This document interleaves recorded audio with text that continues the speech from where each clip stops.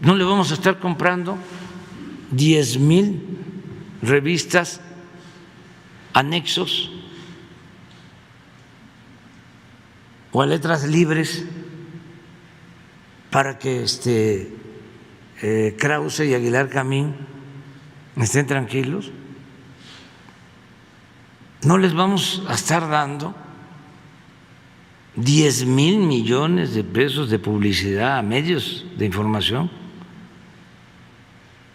para que no nos cuestionen sus articulistas.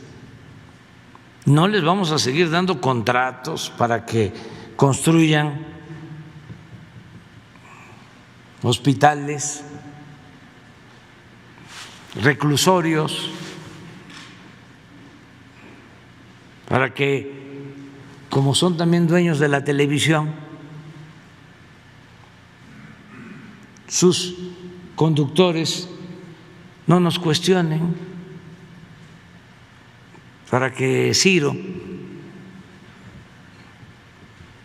no esté cuestionándonos todos los días. Ciro Gómez Leiva y otros. No, o sea, preferimos las becas para los niños pobres, preferimos aumentar la pensión para los adultos mayores, preferimos reunir los recursos para darle trabajo sembrando a más de 400,000 campesinos, preferimos tener el dinero para vacunar a toda la gente.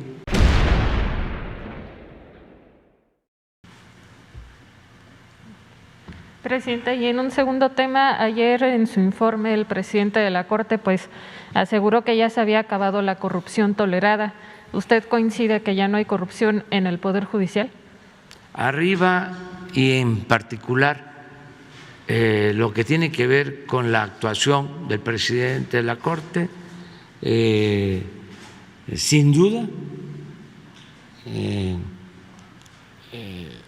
se puede decir que se actúa con honestidad. O sea, él es un hombre honesto, íntegro, honrado.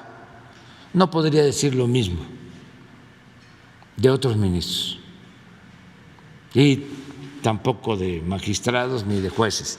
Y no quiero generalizar, o sea, también, sencillamente, creo que hace falta seguir limpiando, no solo el Poder Judicial, el Poder Ejecutivo, porque la corrupción estaba arraigada. El gobierno era sinónimo de corrupción. El gobierno estaba tomado, estaba secuestrado al servicio de corruptos.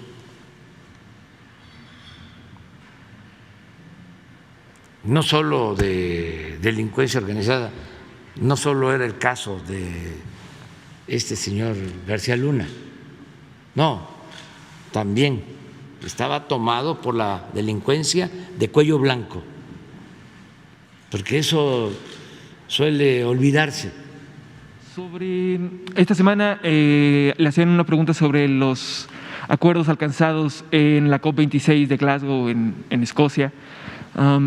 México no ha actualizado sus metas de cambio climático en los últimos 6 años. Entonces, quería saber si su gobierno tiene algún plan para actualizar estas metas y para reforzar la lucha contra el cambio climático, sí, además de la energía termoeléctrica y lo que ya nos ha anunciado. Y enviamos ya un documento, lo puedo puntualizar. Primero, menos extracción de petróleo. O sea, ya hicimos el compromiso de que no vamos a extraer más de 2 millones de barriles diarios de crudo. Y ojo, porque en todo esto del cambio climático hay mucha hipocresía. Quienes tienen la bandera del cambio climático y hacen hasta cumbres al mismo tiempo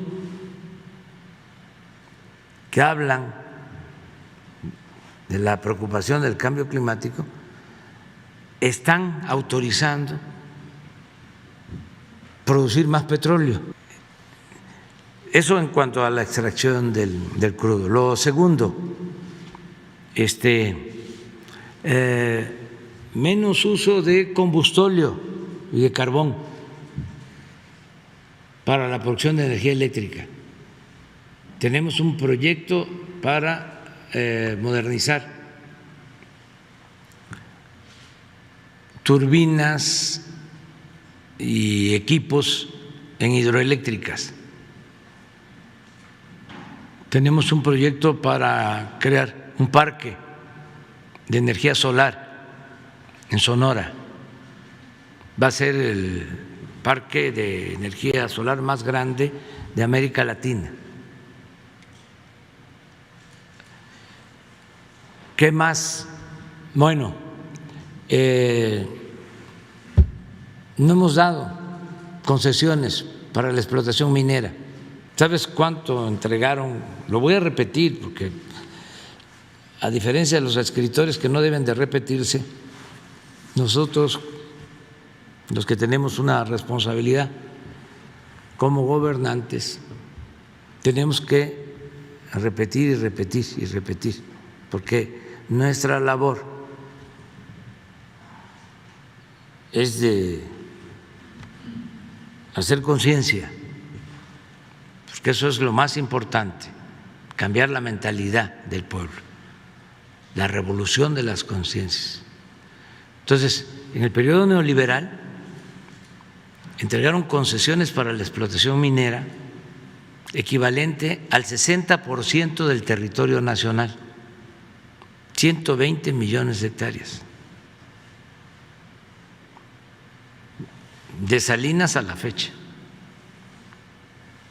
como nunca en la historia. Ni Porfirio Díaz enajenó tanto suelo patrio como los neoliberales. Y muchos ambientalistas y de la sociedad civil callaron como momias.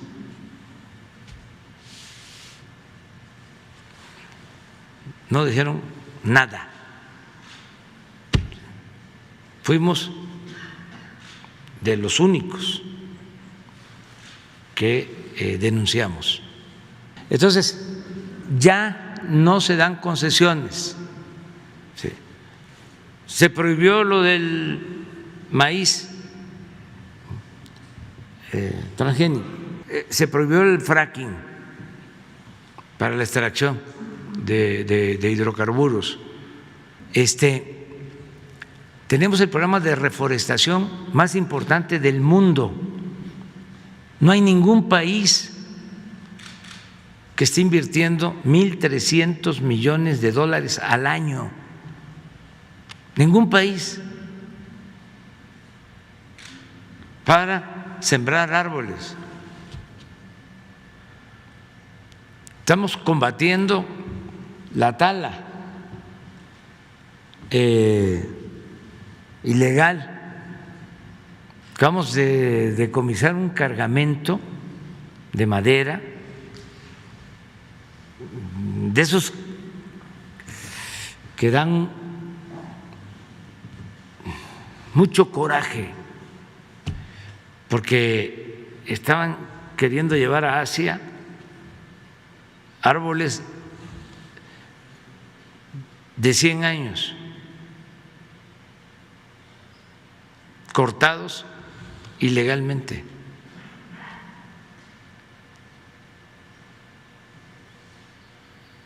no hay corrupción, no hay impunidad.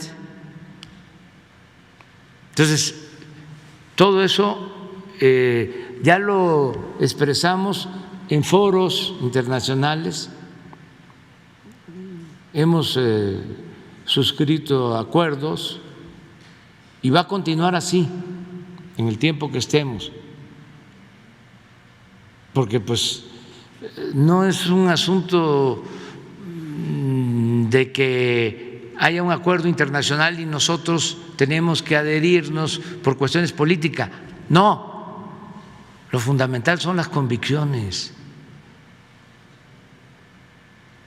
Nosotros no podemos destruir el territorio, no podemos nosotros afectar la herencia de las nuevas generaciones, no tenemos derecho a hacerlo.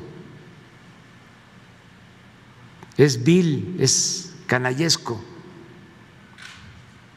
Entonces, por eso actuamos de manera consecuente. Hace 2 días se dio a conocer ya el decreto para convertir la Sierra de San Miguelito en San Luis Potosí. Ese es otro ejemplo. Me voy a consumir yo, no es él, soy yo, porque me interesa mucho, para que quede claro que no somos iguales. ¿Sí? En San Luis Potosí, en el gobierno de Fox, se autorizó a una minera, San Javier, la destrucción del cerro de San Pedro, que era el símbolo, ¿sí? Está en el escudo de San Luis Potosí, pues ya no existe, lo destruyeron, acabaron con todo un pueblo. Además, hubieron asesinatos hasta de autoridades. Pues ahí mismo en San Luis, en vez de hacer eso, nosotros estamos declarando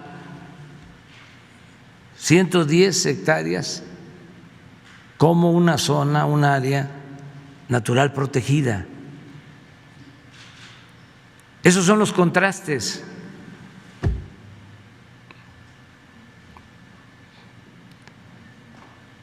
Hubieron reuniones en aquel entonces donde el presidente y el gobernador de ese estado se sentaron con las autoridades para convencerlos de que aceptaran la destrucción del cerro. Es una historia lamentable, porque tuvo que ver con asesinatos, con corrupción, una historia negra. Un decreto que desaparecería al Instituto Nacional de Ecología y Cambio Climático y lo integraría a la Secretaría.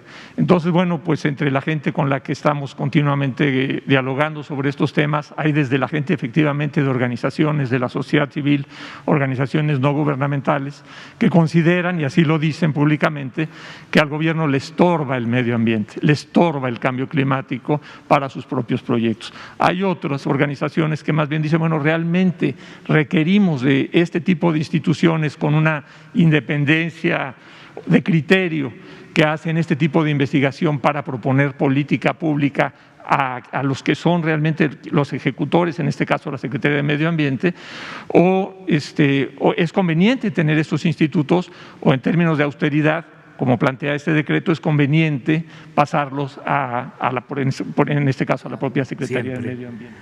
Yo creo que con la implantación de la política neoliberal, los creadores de este esquema de saqueo fueron alentando, ¿sí?, una serie de políticas que desde luego tienen una justificación, pero que al mismo tiempo distraen o permiten que no se enfoque el problema principal. O sea, que no nos ocupemos de lo que origina, ¿sí?, todo lo demás, o que atendamos las consecuencias, no las causas. Esto lleva tiempo, o sea, es un debate importante, ¿no? Entonces fueron creándose estos nuevos derechos, lo del medio ambiente, cambio climático es lo nuevo, ¿sí?, entre otras cosas, pero así muchas otras. Entonces, el saqueo, el robo, ¿sí?, la opresión, el que haya cada vez más desigualdad, eso, ¿sí?, no tuvo la misma importancia cuando nosotros estudiamos en la ciencia social. Lo que se veía más era cómo se acumulaba riqueza en unas cuantas manos a costa, ¿sí?, del empobrecimiento de las mayorías. Era leer a Fran Fano, Los condenados de la tierra, era Galeano, Las venas abiertas, América Latina. Era otro enfoque completamente distinto en la ciencia social. De repente fueron apareciendo todos estos nuevos derechos. No los descalifico, ¿eh? Entonces, ¿qué tenemos que hacer si hablamos de cambio climático? Vamos a ver cómo está distribuida la riqueza. ¿Qué es, como tú mismo lo estás afirmando, lo que más afecta y produce el cambio climático? Pues la pobreza, porque si la gente no tiene para comer, eso que estamos hablando de la tala, pues lo tienen que hacer, porque no tienen opciones, no tienen alternativas. ¿Y por qué no tienen alternativas? Porque el presupuesto y los bienes públicos se acaparan. O sea, porque se permite el robo, la corrupción. ¿Por qué no se hablaba de corrupción en México y en el mundo? Si queremos imitar, ¿no?, lo que hacen en Europa o en otros países, ¿por qué no imitamos lo que hacen en Dinamarca o en Suecia o en los países nórdicos, en donde no hay corrupción? Y como no hay corrupción, no hay pobreza. Y como no hay pobreza, no hay inseguridad ni tienen violencia. Y hay conciencia ecológica y se protege el medio ambiente. Acaban de decidir que ya no van a extraer petróleo.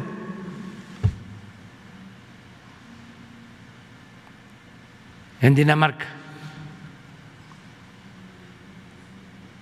Ah, pero eso no se copia. Entonces, que los ambientalistas no se hayan dado cuenta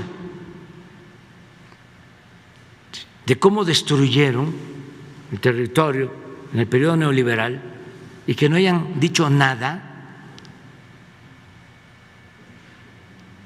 ¿Tú crees que a mí me puede preocupar si ellos dicen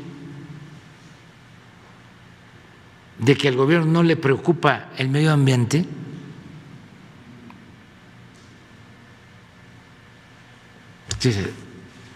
No tengo ningún problema de conciencia. A los que no les preocupa el medio ambiente es a ellos, que son unos farsantes, que utilizaron el tema, la causa, como modus operandi, porque pues se vive bien, hasta se puede recibir dinero del extranjero, de organizaciones no gubernamentales, y se tienen sueldos buenos, y se tienen oficinas. Es un poco lo de la ONU que hablaba yo. Sobran organismos de la ONU. Y hay una burocracia en la ONU dorada. Medio ambiente, derechos humanos, ¿sí? Protección a las mujeres, diversidad, de todo. Pero, y en esencia, ahora que fui a la ONU, les dije, no han hecho prácticamente nada para combatir la corrupción y para enfrentar las desigualdades. Les puse de ejemplo lo de las vacunas. Nosotros presentamos una propuesta, una resolución en la ONU para que se distribuyeran vacunas a través de la ONU. Se creó un mecanismo, COVAX. Bueno, ¿cuántas vacunas ha distribuido la ONU? 5% de las vacunas aplicadas en el mundo. Es un mecanismo para vacunar a los pobres. 95% las farmacéuticas privadas. ¿Ya ha dicho algo la ONU sobre esto?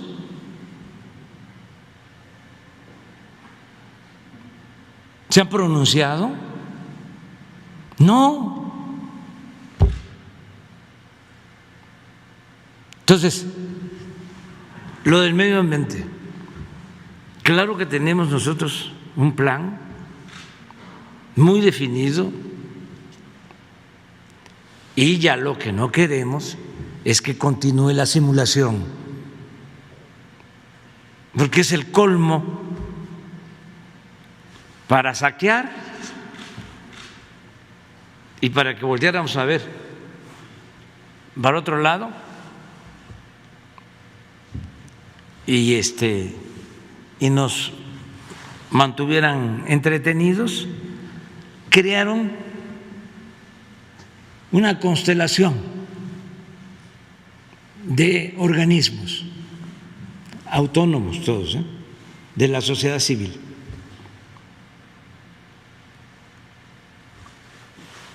Con presupuesto público, dinero que ya no le llegaba a los pobres,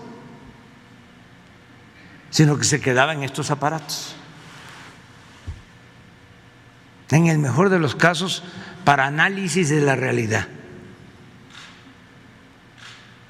no para transformar la realidad, para hacer estudios. Hay una diferencia entre lo que es la academia y el gobierno.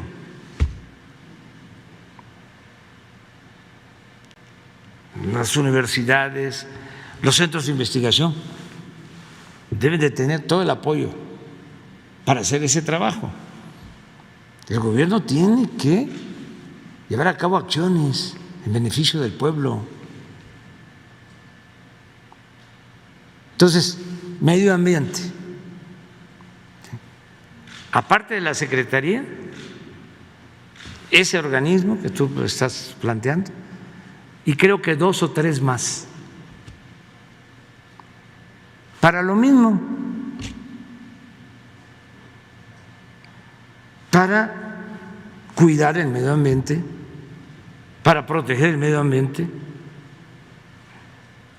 que no lo puedes hacer con un organismo si hay realmente voluntad, si no es solo una farsa, si es nada más para que tengan trabajo los amigos y hasta que puedan hacer negocio. ¿Saben que en el sexenio anterior los que estaban en medio ambiente daban los permisos? Se llama MIA, se llama, ¿cómo es? La MIA, Manifiesto de Impacto Ambiental, MIA, si había dinero de por medio. Trabajaban en la Secretaría y tenían despachos privados. ¿Quieres que te demos la mía? Yo te recomiendo de que busques a unos expertos en medio ambiente en este despacho, ahí te pueden hacer el trabajo. Y ahí le hacían los estudios y se autorizaba. Y tengo pruebas de lo que estoy diciendo, de la corrupción que prevalecía. Y no dudo de que siga habiendo, pero estamos limpiando. Entonces, no es que no nos importe el medio ambiente, al contrario, nos interesa mucho. Lo que no queremos es que medren, que saquen raja de estas causas y que nos digan, hay una consigna ahorita que está en contra nuestra, dice ciencia sí que, obediencia no. Ciencia. ¿Es ciencia eso? ¿Quién sabe? Eso es corrupción. Y no estoy descalificando a los científicos, pero era un lucrativo negocio. Y era por eso, porque el neoliberalismo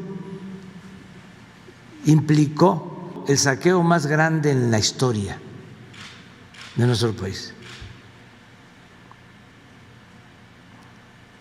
Y hubieron muchísimas distorsiones. Y ayudaron muchos, corrompieron a la academia, a la intelectualidad, a los medios de información. No todos. Yo recuerdo que cuando empezaban las críticas de los que defendían los órganos autónomos, los fideicomisos, todo esto que se fue creando para cooptar para decirlo coloquialmente, para maiciar. Venían los desplegados, los abajo firmantes, y algunos decían, no puede ser posible que sean tantos científicos, intelectuales, escritores. Y yo decía, sí, son miles.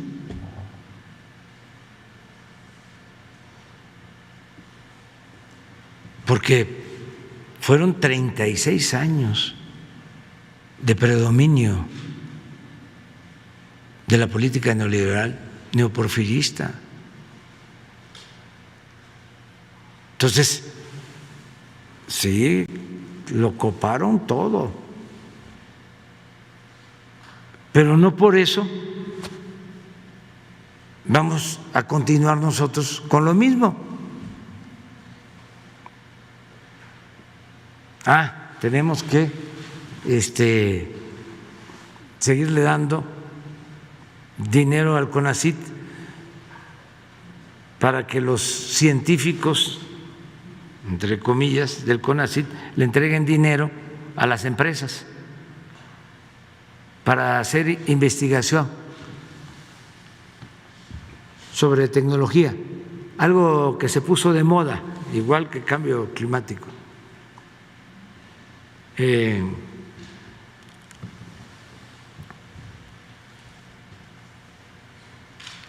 Es innovación tecnológica.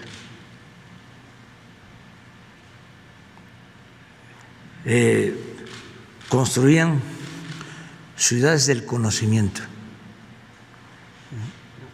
elefantes blancos. Se robaban el dinero de la construcción, la mayor parte. Todo en aras de la innovación tecnológica. La mayor parte del presupuesto del CONACYT se destinaba a las grandes empresas.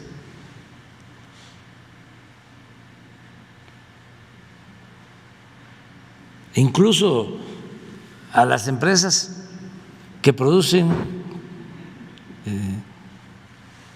artículos chatarra.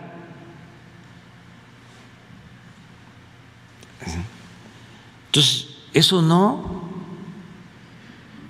le vamos a estar comprando 10,000 revistas, anexos o a letras libres para que Krause y Aguilar Camín estén tranquilos.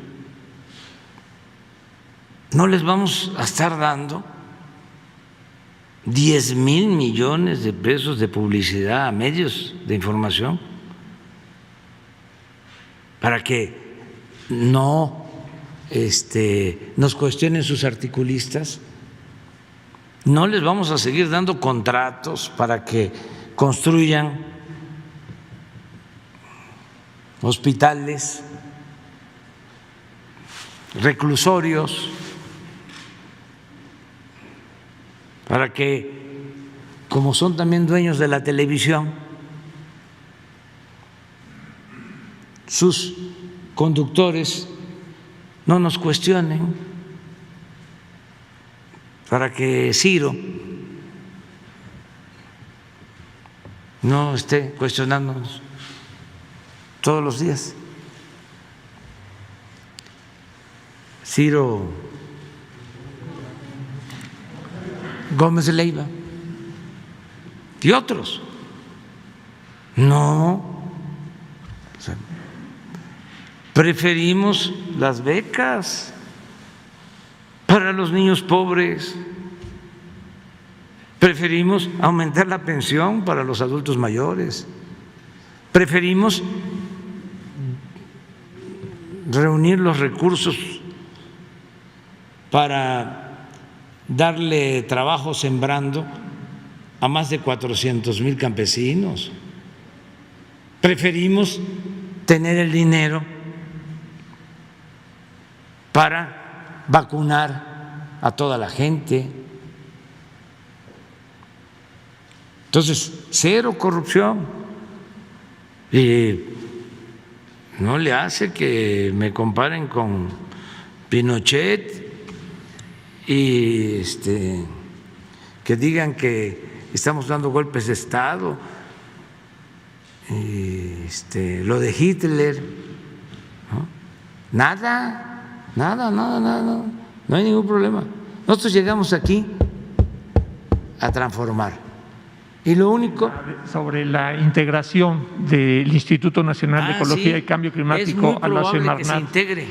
La pregunta es si ahí existe la percepción de que, bueno, existe en la fundamentación del Instituto Nacional de Ecología y Cambio Climático, está ahí porque se considera que se requiere una institución del Estado que tenga independencia de criterio para analizar los problemas ecológicos, porque la es Ecología y Cambio Climático, para que sean instrumentos de la política pública. Sí, entonces, se perdería entonces no estaríamos en riesgo de perder esta, digamos, autonomía de criterio de un instituto que se dedica a la investigación al integrarlo a la Secretaría de Medio Ambiente. Ese es uno de los temas que se han estado debatiendo en estos días y por eso se lo pregunto con todo respeto, señor presidente. No, se integra la función a la Secretaría, ¿sí? Y la autonomía existe en el Poder Legislativo, en el Poder Judicial, en las universidades, en la libertad de expresión, en que se puedan crear organizaciones financiadas por las empresas o por los particulares, pero nosotros administramos dinero de todos los mexicanos y tenemos que cuidarlo y tenemos que tener prioridades y utilizar el dinero en lo que más se necesita. Esa es la austeridad republicana y no es un asunto administrativo, es un asunto de principios. No puede haber duplicidad de funciones. Entonces, el gobierno, para tener controlado a todos, creaba institutos, ¿sí? Bueno, el Instituto para la Transparencia, ¿sí? El Instituto Anticorrupción. Eso era el colmo de la simulación. Desde Salinas, la corrupción no era delito grave y sin embargo crearon el Instituto Anticorrupción y no se podía meter a la cárcel a un corrupto porque no era delito grave. Tenían derecho a salir bajo fianza. Por eso, cuando alguien caía de la gracia, ya no estaba involucrado o sentían que traicionaba a los mandamás, le tenían que aplicar delitos como lavado de dinero, que sí era delito grave, aunque se tratara de asuntos de corrupción. Entonces, toda esa simulación ya no. La función, si es básica, se mantiene. ¿Sí? Ayer o antier hablaba yo de que cuando ya estaban seguros de que iban a perder en el 2006, el secretario de Hacienda, Gil Díaz, propuso que se le diera autonomía al SAT para que entráramos al gobierno y no pudiésemos contar ni siquiera con los ingresos, sino que un organismo autónomo. ¿De dónde salieron todos estos organismos autónomos? ¿Por qué los crearon? ¿Qué es el gobierno entonces? ¿Para qué es el Ejecutivo? Además, al presidente, en mi caso, me eligieron. Estoy aquí por voluntad del pueblo, por decisión del pueblo. En el caso de muchos organismos estos autónomos, no son electos por el pueblo. Es parte de todo el control que fueron creando para dominar. Les comentaba yo también lo del Perú, más que aquí no les dio tiempo, pero estaba hecho todo para que no llegara nunca un dirigente del pueblo, y que si llegara estuviese bien apergollado, controlado. El caso del Perú, imagínense, con el 20% de los diputados se acepta, ¿sí?, un escrito para destituirlo, y con el 40%, ni siquiera el 50%, con el 40% lo destituye. No es revocación del mandato, no. ¿Cuándo hicieron eso? En el periodo neoliberal. Y así muchas cosas. Aquí ya estaban avanzando en la creación de los gobiernos llamados de coalición para no hacer nada. 3 secretarías para un partido, otras 3. Bueno, en la práctica, como no les importaba atender a la gente, ¿qué no les daban a los partidos secretarías? Esta de medio ambiente no se la dieron a un partido en un tiempo. ¿Qué no le dieron a otro partido en un tiempo? La Procuraduría General de la República y casi todo el Poder Judicial.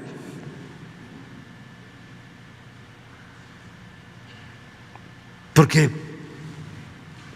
les interesaba atender el pueblo, resolver los grandes y graves problemas nacionales. No, el gobierno era un facilitador para el saqueo. Entonces se podían gastar todo el presupuesto en crear organismos para la simulación, mientras robaban a manos llenas. Es muy interesante el debate sobre los organismos autónomos y la sociedad civil. Habían organizaciones de la sociedad civil que recibían dinero de Hacienda, no pagaban impuestos, porque tenían fundaciones, o sea, presumían con sombrero ajeno, porque todo era deducible de impuestos. Pero es muy importante que traigas estos temas y que se vaya analizando. Y sí, estamos haciendo una revisión, o sea, lo que llamamos reforma administrativa, porque entre más ahorremos, ¿sí?, más dinero liberamos para el bienestar de la gente, para atender lo que consideramos fundamental, más importante. Y el tema de la FED, que seguramente es importante, ahora que me escuche, se presenta la inyección de más de 3,000 billones de dólares a la economía norteamericana por parte de la Reserva Federal, la FED por sus siglas en inglés.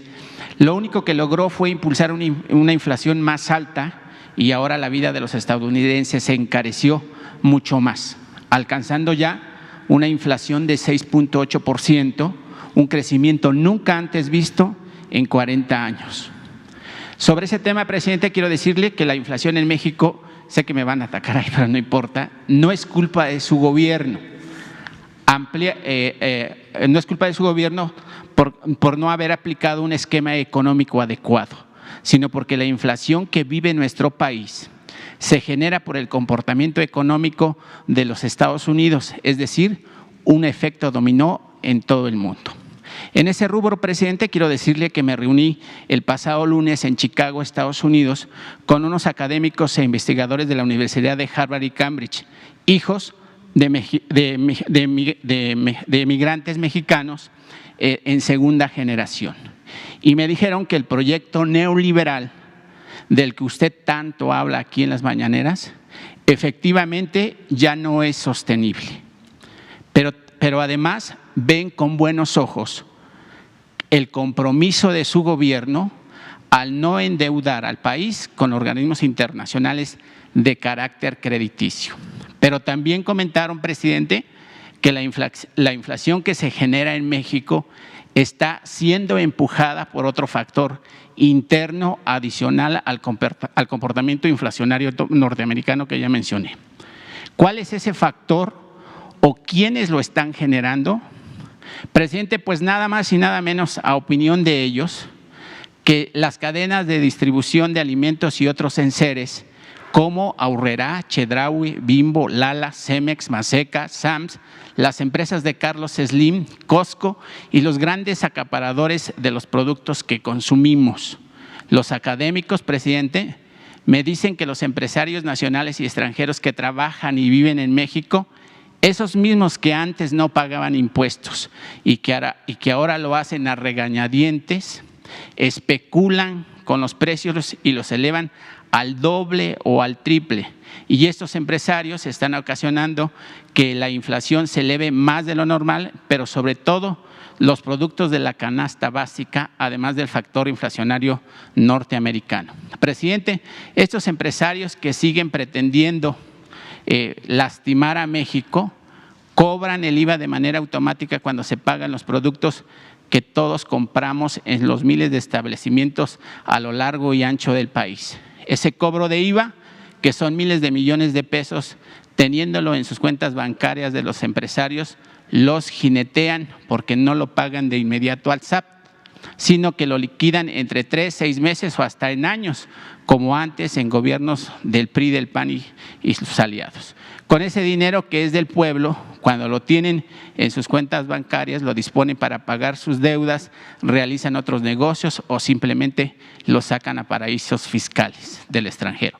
Presidente, la propuesta de estos investigadores y académicos en esta materia de las universidades ya citadas, me comentan que estos empresarios especuladores ahora paguen de inmediato el cobro del IVA y de esa manera pues el dinero del IVA se vaya a las arcas públicas de México y de esta forma se evitaría la especulación de precios y su gobierno, teniendo ese capital, podría generar más empleos de lo que México requiere en este momento.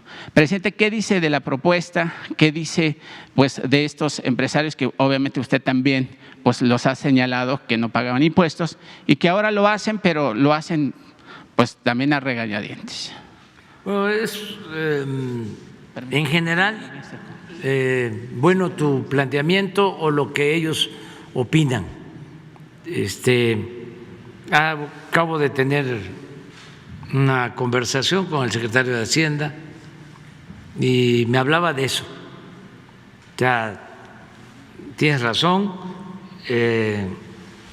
la inflación en Estados Unidos se traslada porque hay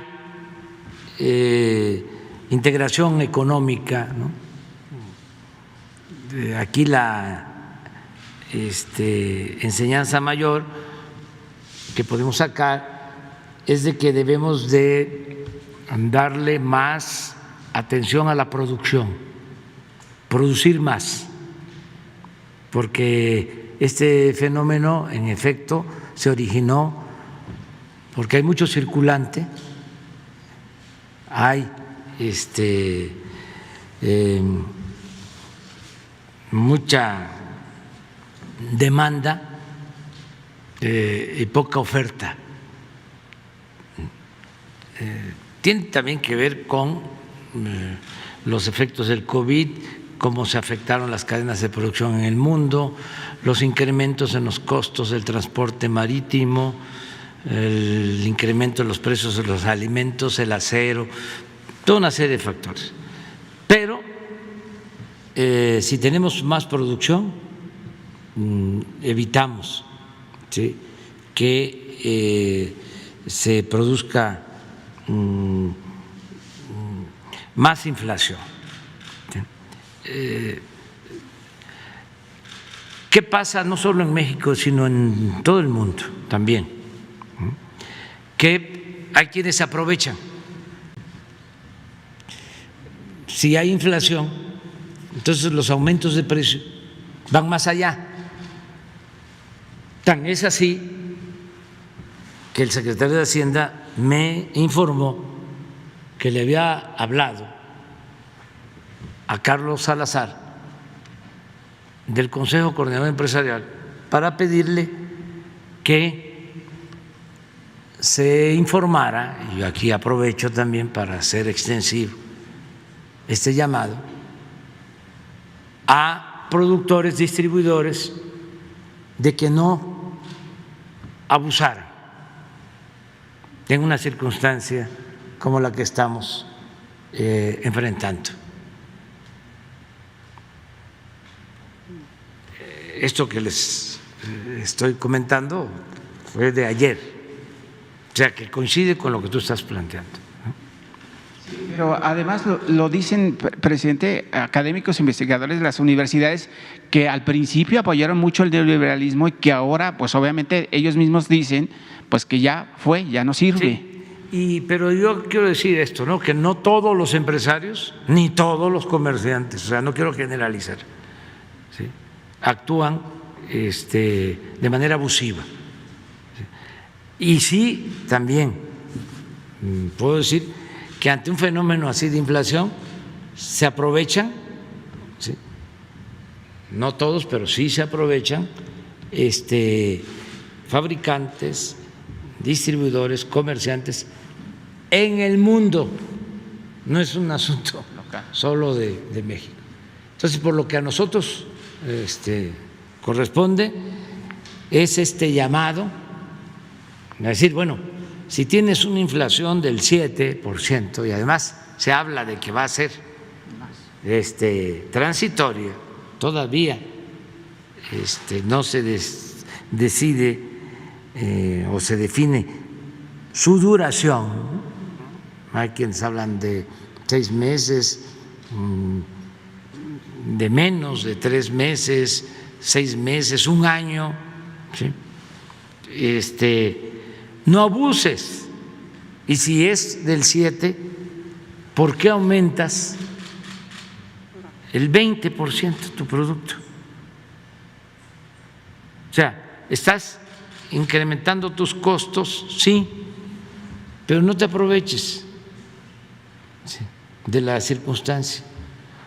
Una de las cosas que yo le comentaba al secretario de Hacienda que vamos a hacer es que así como estamos dando a conocer quién es quién en los precios de los combustibles, vamos también a informar sobre el quién es quién en los precios de los artículos de primera necesidad. Va a ayudar bastante esto. Te lo informo, Ricardo Sheffield, para que te prepares.